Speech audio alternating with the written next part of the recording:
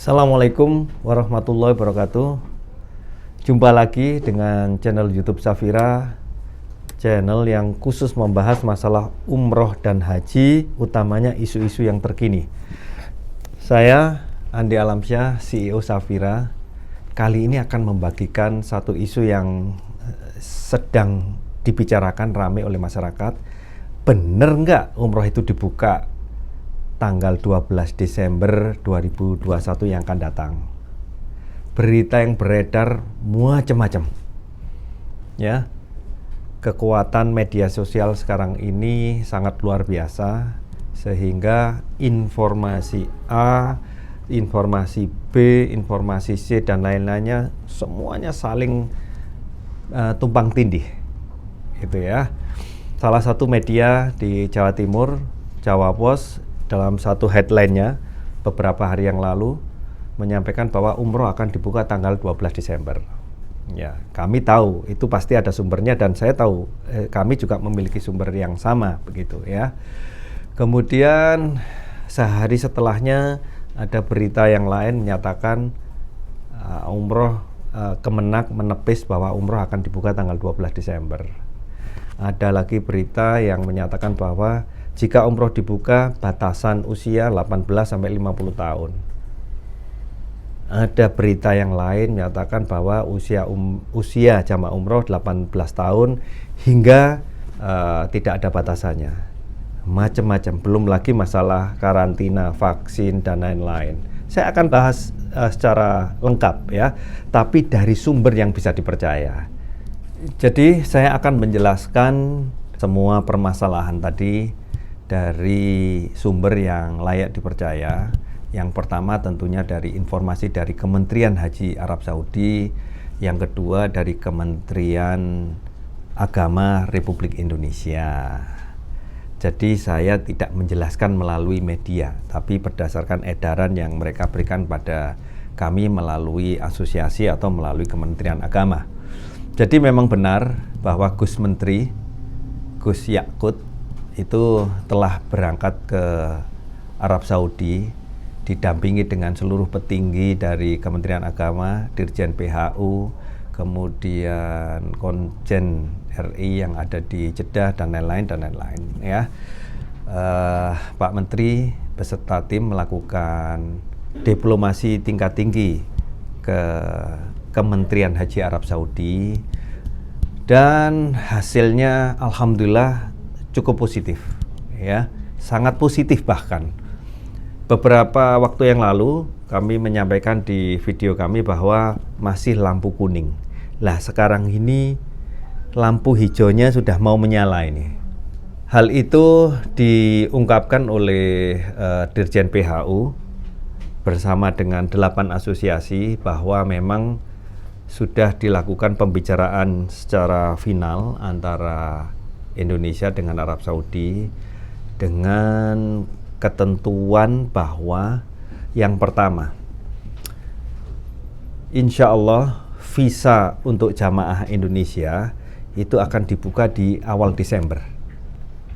Minggu depan visa sudah mulai dibuka. Tetapi keberangkatannya tidak sporadis seperti yang dulu. Misalnya Safira dari Surabaya, ada travel dari Makassar, ada travel dari Medan, Ujung Pandang, Jakarta dan lain-lain. Tapi kali ini untuk di awal-awal itu diberlakukan one gate system. Jadi mekanisme satu pintu. Kita akan menunjukkan kepada pemerintah Saudi bahwa Indonesia ini bisa memenuhi aturan seluruh persyaratan yang diberikan oleh pemerintah Saudi. Adalah wajar jika tuan rumah, dalam hal ini Arab Saudi, membuat aturan-aturan mengenai pelaksanaan atau prasyarat umroh. Wajar, karena mereka adalah tuan rumah yang bertanggung jawab bukan hanya kepada penduduk aslinya, tapi juga kepada masyarakat internasional yang berkunjung juga pada saat yang sama. Jadi saya ulang kembali bahwa insya Allah awal Desember visa sudah dibuka. Kemudian rencana keberangkatan awal itu memang tanggal 12 Desember. Pihak asosiasi sudah berbicara dengan pihak penerbangan, dalam ini Saudia dan Garuda, dan insya Allah sudah disiapkan dengan kapasitas sekitar 400 seat. Untuk keberangkatan awal, insya Allah perwakilan semua travel dari semua asosiasi, termasuk insya Allah saya pribadi, saya akan terdaftar di mungkin di gelombang awal. Tujuan perwakilan travel berangkat bersama-sama melaksanakan umroh di awal ini adalah untuk mengetahui langsung, menyaksikan langsung, melakukan sendiri semua aturan, semua prosedur yang telah diterapkan oleh pemerintah Arab Saudi dan pemerintah Indonesia. Contohnya di pemerintah Indonesia pada saat mau berangkat kita harus karantina dulu 1 hari di asrama haji di Bekasi. Pada saat kami tiba di asrama haji, kami akan dicek kesehatannya. Masih belum tes COVID, masih tes kesehatan secara umum. Jika ini lolos, baru dites PCR. Dan yang melakukan tes PCR adalah satu lab yang sudah ditunjuk oleh pemerintah, yang sudah juga diakui oleh pemerintah Saudi, yang hasilnya bisa dipertanggungjawabkan. Kemudian kami setelah pengambilan sampel PCR, jika hasilnya negatif, kami akan berangkat menuju ke Tanah Suci, khusus ya bagi jamaah atau perwakilan travel yang sudah melakukan vaksin komplit ya, Sinovac, AstraZeneca, dan lain-lain. Itu ada peraturan yang berbeda. Khusus Sinovac dan Sinovac, meskipun sudah melakukan vaksin komplit 2 kali, masih diwajibkan karantina di Saudi. Tempatnya juga kami belum tahu di mana. Apakah di Jeddah, apakah di Mekah, apakah boleh di Madinah. Tapi yang jelas berbeda dengan aturan sebelumnya. Aturan sebelumnya karantinanya 5 hari. Kalau ini cukup 2 hari. Karantina 2 hari saya rasa oke. Nggak terlalu memberatkan. Karena pada saat umroh new normal beberapa bulan yang lalu, jamaah Safira berangkat juga dikarantina selama 3 hari di Madinah.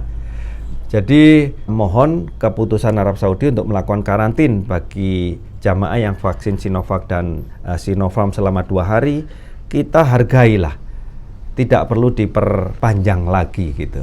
Yang penting Indonesia sudah dibuka. Itu masalah vaksin ya. Jadi sudah jelas bahwa yang vaksin Sinovac dan Sinovac harus karantin 2 hari di Saudi. Yang non Sinovac bisa langsung melaksanakan ibadah. Sekarang batasan usia.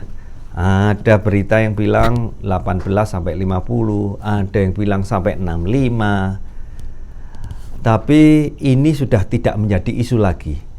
Karena memang pemerintah Saudi pernah memberlakukan usia maksimal 50. Pernah melakukan pembatasan usia sampai 65. Tetapi sejak pelaksanaan haji beberapa bulan yang lalu, tidak ada batasan usia, minimal hanya 18 tahun. Dan ini cukup valid. Saya punya bukti bahwa pemerintah Saudi tidak memberikan batasan usia.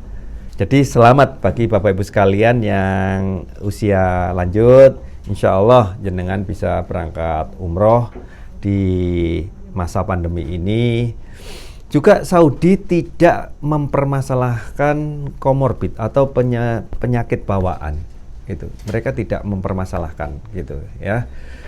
Ini screening pribadi saja. Jadi kalau Bapak Ibu sekalian merasa sehat, meskipun katakanlah punya penyakit diabetes, punya obes, punya penyakit komorbid yang lain, tetapi aktivitas sehari-hari Bapak Ibu sekalian masih bisa melakukan perjalanan jauh, bisa melakukan tawaf, sa'i, tahallul secara mandiri, silahkan, tidak ada masalah.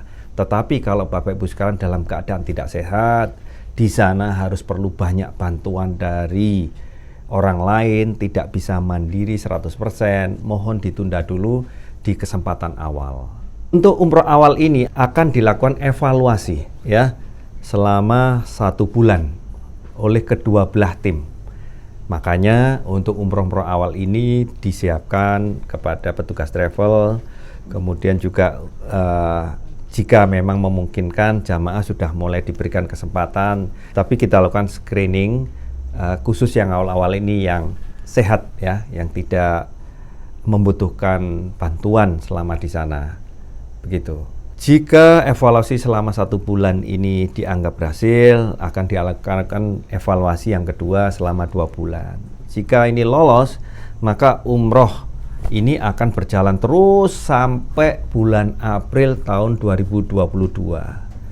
Kenapa kok berhenti sampai April 2022? Ya karena sudah menjelang musim haji. Sudah biasa menjelang musim haji, Arab Saudi tidak mengeluarkan visa umroh karena dilakukan persiapan haji. Dan kabar baiknya, jika pelaksanaan umroh dari Indonesia mulai evaluasi pertama, kedua hingga April tidak ada masalah, tidak ada kasus, tidak ada ditemukan PCR palsu, dokumen palsu dan lain-lain, insya Allah pintu untuk haji tahun 2002 akan dibuka untuk Indonesia. Insya Allah, amin. Demikian informasi singkat, semoga tidak membingungkan dengan banyaknya berita. Bapak Ibu sekalian, mohon siap-siap ya. Jika Bapak Ibu sekalian merasa sehat dan siap, persiapkan yang pertama cek paspornya, masa expirednya. Yang kedua vaksin meningitis, yang ketiga vaksin COVID-19. Semua vaksin diterima, khusus yang Sinovac. Sementara Bapak Ibu sekalian akan melakukan karantina 2 hari di Saudi. Demikian, terima kasih. Assalamualaikum warahmatullahi wabarakatuh.